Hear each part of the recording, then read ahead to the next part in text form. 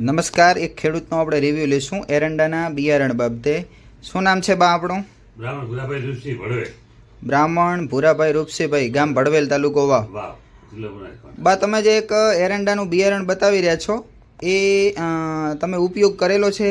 હા, ગઈ સાલ વાવેતર કરેલો છે. ગઈ સાલ વાવેતર કરેલું. કેટલી જમીનમાં કરેલું હતું? એકડ ઉપર તો 1 કિલોનો આ થેલી આવી વાવી હતી. 1 એકરમાં કરેલું. 1 એકર ઉપર હતું અને 1 થેલી વાવેલી. એક થેલી ઉત્પાદનમાં કેવું રહેતું? ઉત્પાદન સારું રહે પણ આને 5 ફૂટની પહોળાઈમાં વાવેતર કરવામાં આવે ને હા, તો ડાળે ખૂબ ફૂટે છે. બરાબર. અને મીટરથી ઉપર એટલે 4 ફૂટ જેટલી લાંબી માળ આવે. જો આને અંતર વધારે રાખવામાં આવે, બે એરંડા વચ્ચે વાવવામાં અંતર વધારે રાખવામાં આવે તો ઉત્પાદન સારું મળે અને માળ 4 ફૂટ જેટલી આવે. 4 ફૂટની કમ્પ્લીટ આવે. બરાબર. વજનમાં કેવા ઉતરે? વજનમાં એક બોરી 80 કિલોની ઉતરે. એક બોરી 80 કિલોની પરફેક્ટ ઉતરે. કમ્પ્લીટ ભરતી ઉતરી અમારે. બરાબર. એટલે ભાવ સારો મળે. ભાવે સારો રહે, વજન સારો રહે. બરાબર.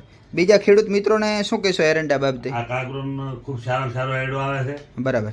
અને જેટલી પહોળાઈમાં વધારે જેટલી રાખો, હરોળમાં 2 ફૂટ કે 3 ફૂટ રાખો, પણ હા. પહોળાઈ કમ્પ્લીટ 5 ફૂટ રાખો તો ખૂબ સારું ઉત્પાદન રહે. અને જગ્યા હોય ને તો ડાળે સારી ફૂટે. મતલબ છૂટા છૂટા વાવવામાં આવે તો ડાળ વધારે ફૂટે. વધારે ફૂટે. બરાબર. એટલે દરેક ખેડૂતોને તમારું એવું કેવું છે કે આ કાર્ગો એરંડા આવે, રાતિયા આવે છે, અને એ વાવવા જોઈએ. 6 ફૂટ રાખો તો વધે ટાઈટ અડે, જગ્યા ખૂબ રહે. બરાબર. પાસે તમારે કંઈક ઘાસનું વાવેતર રાખો ને ચીકુડી છે એવું કોઈ અંદર